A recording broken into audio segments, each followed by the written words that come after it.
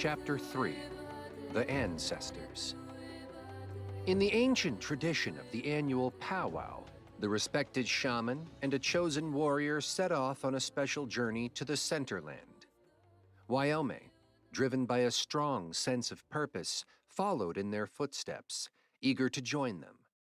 In the vast world they inhabited, 9 powerful tribes thrived, and each tribe appointed a shaman to participate in the powwow. This gathering was where the shamans would decide how the hunting lands would be divided for the upcoming season, and they were granted complete authority by the chiefs themselves. The two companions ventured together. Wyoming began to lay out his plans for the tribe, and he needed Cochise's support for that. "Shaman, you have to consider seeking new lands." "I hear you, warrior."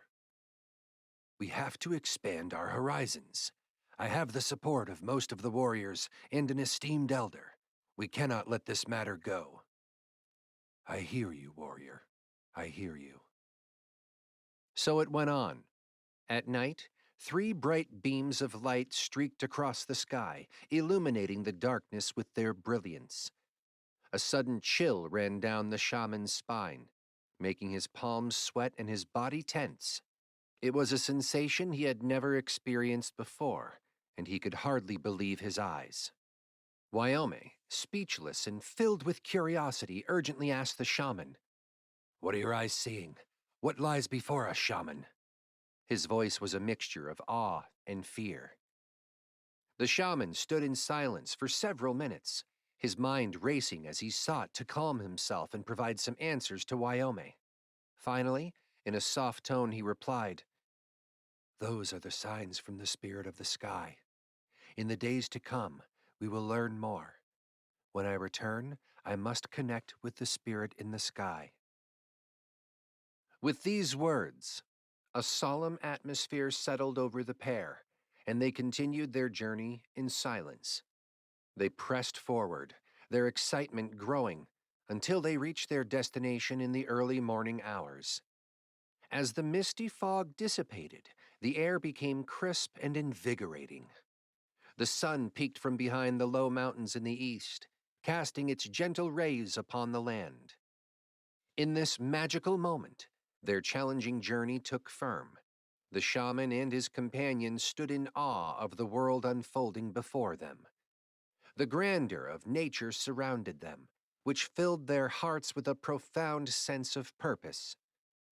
The upcoming days held the promise of discovery and a deeper connection with the spirit in the sky, and the shaman prepared himself for this sacred communion. The party decided to rest for a few hours. Wyoming was too ecstatic to sleep. "O spirit in the sky, grant me the strength to overcome the obstacles in my path. I am but a warrior, brazen with blood and possess none of your gentleness. I beseech you still, I am still your believer." The shamans woke up to the early morning ambiance, which filled them with renewed strength and a clear sense of purpose. Together, they eagerly awaited the unfolding of events, ready to navigate the mysteries and trials that lay ahead. The silence hung heavy in the air as the 9 shamans gathered together. It was a silence that carried a weight, unlike anything they had experienced before. No words were spoken as they sat, partaking in the sustenance they had brought from their respective tribes.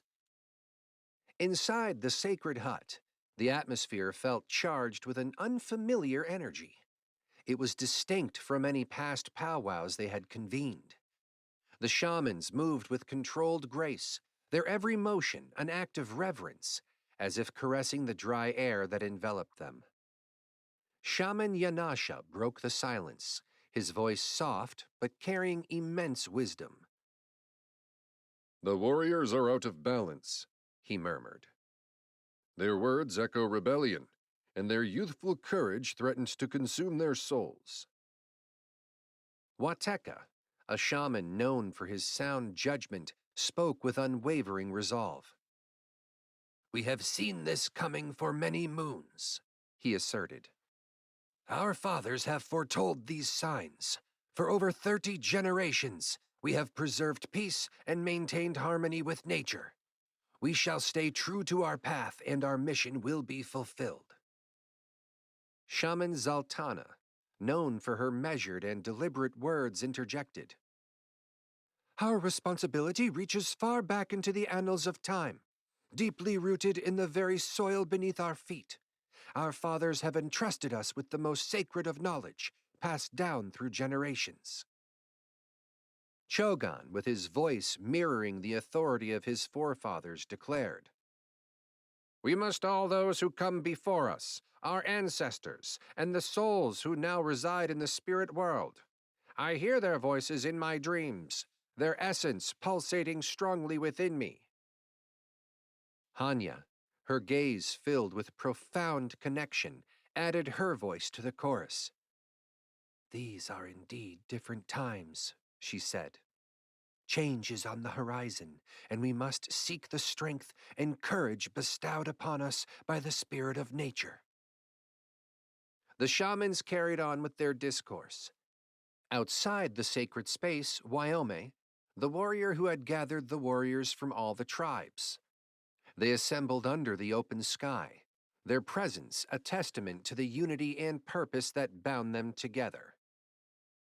Today, I, Wyoming, a native warrior, your brother in arms, stand before you driven by an intense desire for exploration and the search for new lands.